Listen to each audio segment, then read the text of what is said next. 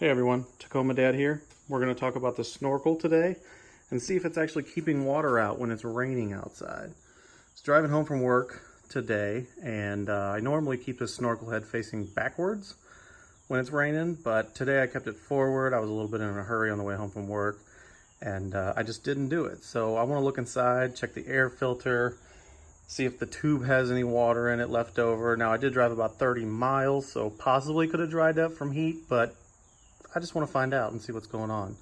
So like I said, normally I drive down the road. When it's raining, I'll turn this around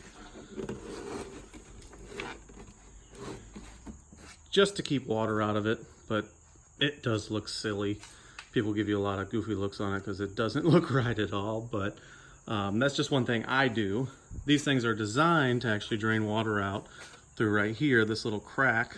Water's supposed to come out of here. There's quite a few different locations that the water's supposed to connect to the outside of the snorkel tube and run out through there, but who knows? I don't think I've ever seen anybody look inside one to see if it's actually wet. So I just got done driving about roughly 10 minutes ago, did about 30 miles on the way home from work, so shouldn't be dried up yet, but let's take a look. After checking out the air box, the snorkel tube itself, there was no water inside of there, no moisture at all.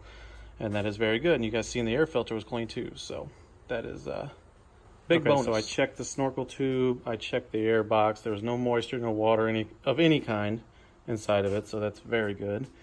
I wouldn't recommend driving like this with it facing forward if you're going through heavy rains, maybe on a long distance drive or something like that.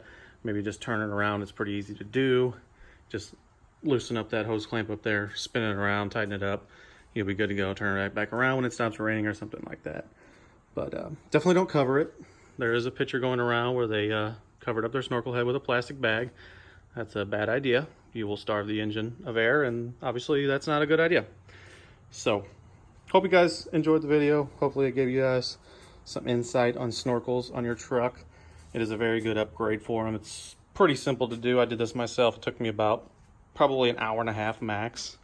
It took me longer to set it up, to mask it off, and get all the holes right and everything like that. But you can get them from SoFlo Bumpers. That's where I got mine. Check them out on Facebook, and they'll give you a really good deal. They ship really fast, and they're just awesome people. So until next time, guys, see you later.